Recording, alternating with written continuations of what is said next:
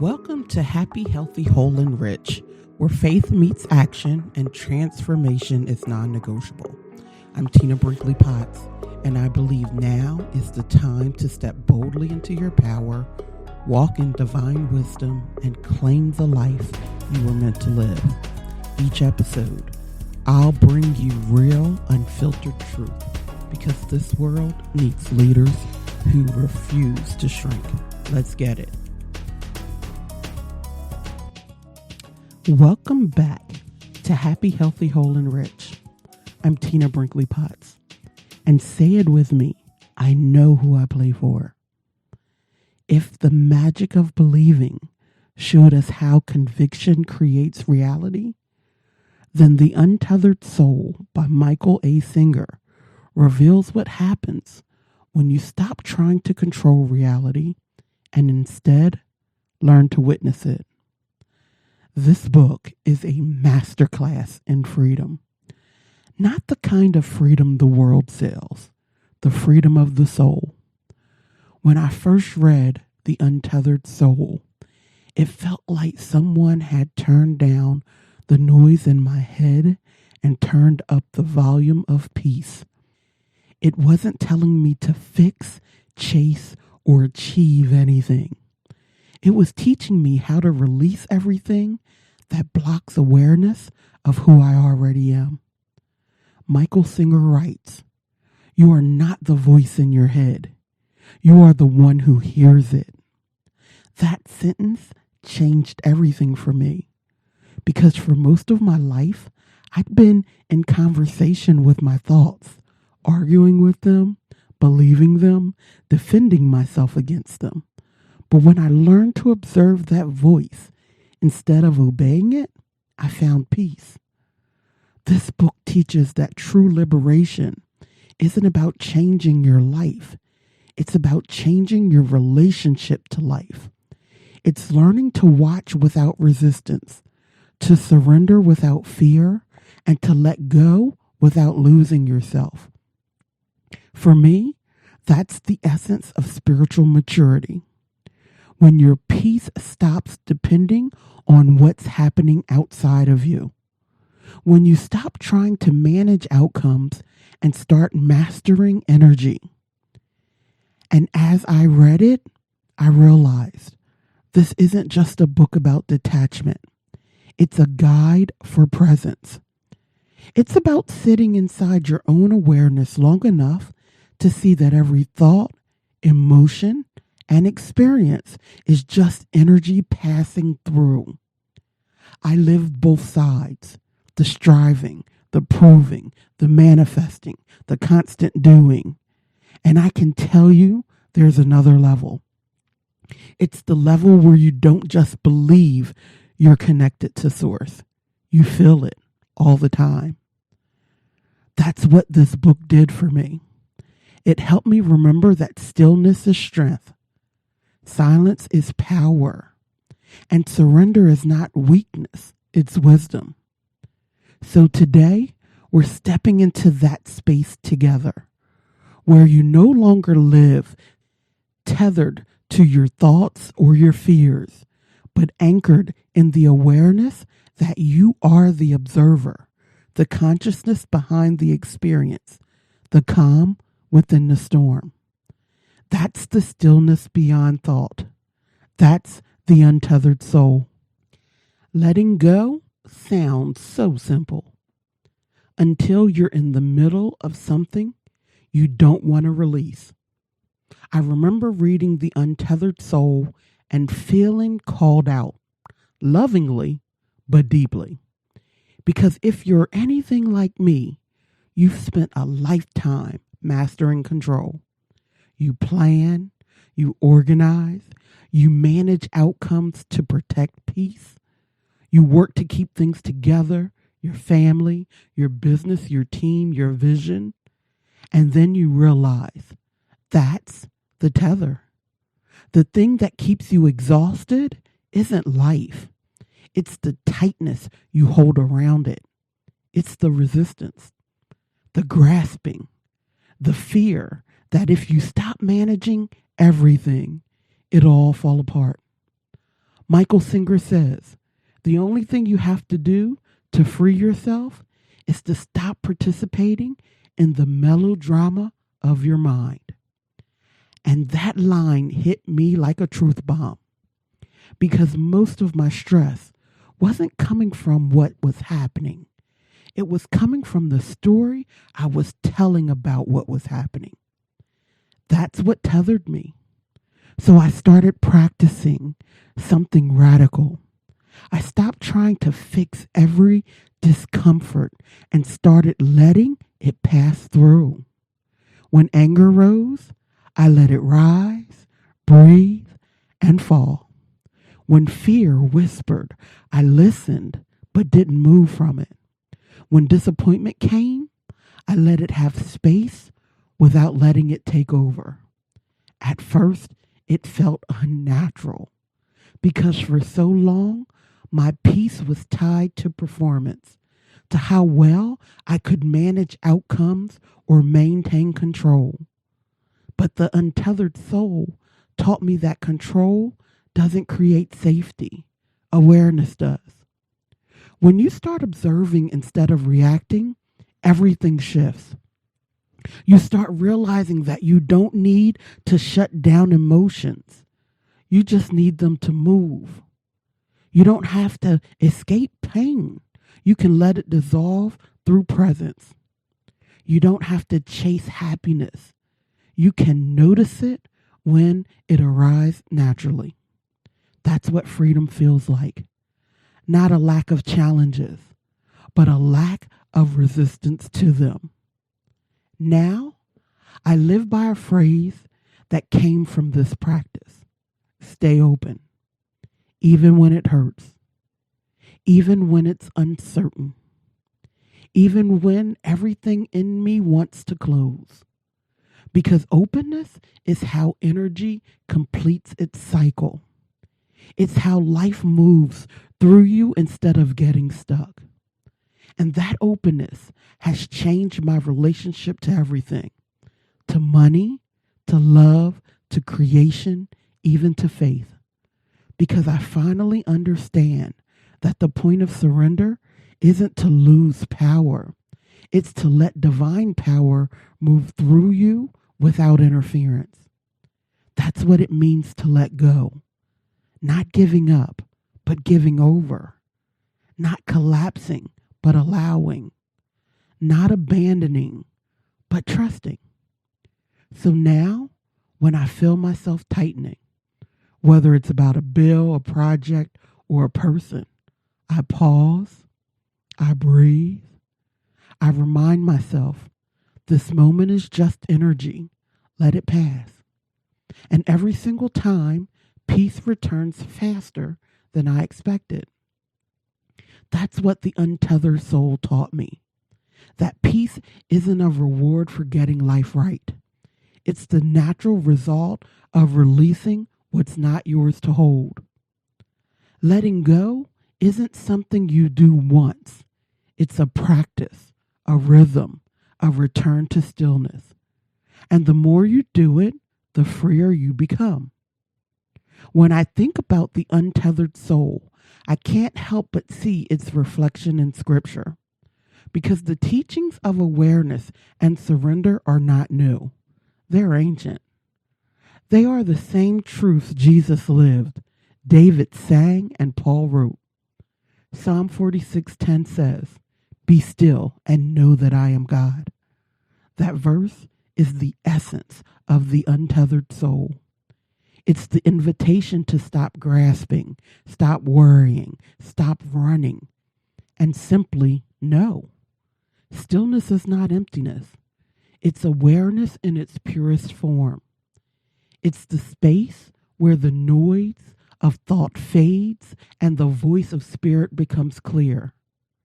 For years, I read that verse as an instruction to pause. Now I understand it as a way of being. To be still doesn't mean inactivity. It means inner non-resistance. It means living from the calm center that no circumstance can shake. That's what Paul meant in Philippians 4:7. And the peace of God, which passeth all understanding, shall keep your heart and minds through Christ Jesus. That kind of peace isn't logical. It's energetic. It doesn't come from fixing your life. It comes from remembering who's truly living it. It's what happens when you stop letting every thought dictate your mood and start resting in the awareness behind the thought. That's the peace that passes understanding, because it's not of the mind. It's beyond the mind. It's the quiet confidence that even in uncertainty, you are held. Even in chaos, you are covered. Even in silence, you are seen. And then there's Matthew 6:34, where Jesus says, "Take therefore no thought for the morrow shall take thought for the things of itself." He wasn't telling us to be careless. He was telling us to be conscious. He was saying, stop living in anxiety about tomorrow and start living in awareness of the eternal now, because awareness is where God lives. Every great spiritual teacher has said the same thing in different language. The moment you stop trying to control, you start to commune. The moment you stop fighting reality, you start flowing with grace. And that's what the Untethered Soul showed me. That God doesn't only speak through revelation and miracles. Sometimes God speaks through stillness, through silence, through the exhale after surrender. When Jesus calmed the storm by saying, "Peace, be still," he wasn't only speaking to the waves. He was modeling how consciousness commands energy. He was showing us that the same stillness that quiets the sea can also quiet the mind. And when you access that stillness within yourself, you realize the storm outside never had the power to define you. That's the untethered state.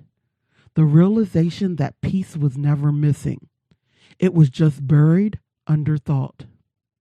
So now, when I feel turbulence in my spirit, I don't try to fix it. I sit in awareness of it. I breathe until I remember I am not the storm. I am the sky. Because true surrender isn't collapse. It's communion. It's trusting that the same God who created the tide also created the calm between the waves. And that peace, that stillness, is what keeps me happy, healthy, whole, and rich. The greatest shift this book gave me wasn't theoretical. It was physiological. It changed how my body responds to life. It changed how my energy moves when things don't go my way. It taught me to live untethered, to stay open no matter what. Living untethered isn't about avoiding pain or floating above problems. It's about choosing to stay in the center of your awareness, even when everything around you is spinning. It's remembering that your soul doesn't need to be protected from life. It's here to experience it. For me, that started with noticing the tension. When something triggered me, an email, a delay, a difficult conversation, I used to instantly move into reaction. Fix it, explain it, defend it. Now I pause. I breathe. I ask myself, what's tightening inside me right now? Because the moment I notice the tightening, I've already created space between me and the moment. That space is freedom. It's the small but sacred gap between stimulus and response. And the more I honor that space, the more peace fills it. This is awareness in practice. It's noticing your inner world before you manage the outer one. It's remembering that no event, no person, no problem has power over you unless you give it permission. I do this everywhere now, on calls, in traffic, during launches, even in silence. I feel the contraction. I don't push it away. I breathe into it until it softens, because energy just wants movement. It's never personal. It's just passing through. That's why I always say, stay open. Openness is how you stay connected to Source in the middle of the storm. It's how you let love flow through situations that once made you shut down. It's how you release judgment and let grace take the wheel. When something difficult happens, I don't rush to assign meaning anymore. I let the experience unfold. Because sometimes the lesson isn't in the fixing, it's in the feeling. And when you allow yourself to feel fully without resisting, you free yourself faster. This has changed how I lead, how I love, how I live. When clients are overwhelmed, I don't rush to rescue. I help them breathe through it. When conflict arises, I don't armor up. I anchor down, because stillness is strength. And here's the beauty. The more you live untethered, the more intuitive you become. When you stop reacting from fear, you start receiving from wisdom. Answers come. Opportunities flow. Peace becomes your default vibration. Living untethered isn't about floating away from life. It's about being fully in it without being consumed by it. It's what happens when you learn that freedom doesn't mean escape. It means expansion. So now, my practice is simple. When something arises, I let it. When it peaks, I breathe through it. When it passes, I give thanks. That's all awareness asks of you. To stay open, to stay still, to stay true. Because peace isn't something you have to find. It's what you uncover every time you release what you were never meant to hold. That's living untethered. And that's the real work behind happy, healthy, whole, and rich. Take a deep breath. Let it be slow. Let it be sacred. And as you exhale, notice how the body softens when the mind isn't driving. This is the stillness Michael Singer was pointing us toward. The awareness that exists before thought, behind emotion, behind circumstance. You don't have to go find it. It's been waiting under all the noise. These reflections will help you touch that stillness. Not to add more to your to-do list, but to help you remember the freedom that's already there. Number 1, when was the last time I truly felt peace? Not relief, but stillness. What was happening in that moment? What was not happening? How can I recreate that internal environment today? Number 2, what triggers tend to close my heart or tighten my body? When those arise, can I breathe before reacting? Can I witness the discomfort instead of rushing to fix it? Number 3, what am I still carrying that I was never meant to hold? A worry, a resentment, a story about who I should be. Can I let one of them go right now, just for this breath? Number 4, what does my inner voice sound like when it's gentle? Can I let that version of me be the one that leads today? Number 5, how can I practice openness right where I am? Maybe it's listening without interrupting. Maybe it's pausing before responding. Maybe it's simply saying, I'm willing to see this differently. Now place your hand over your heart. Breathe in through your nose and exhale through your mouth. As you breathe, repeat these affirmations softly to yourself, not to force anything, but to feel your awareness open. I am the awareness behind the thought. I am safe to feel. Stillness is my strength. I release what I was never meant to carry. I stay open, even when it's uncomfortable. I am the calm in the middle of the storm. Peace is my natural state, and I return to it easily. Now breathe again. Let this truth settle in your body.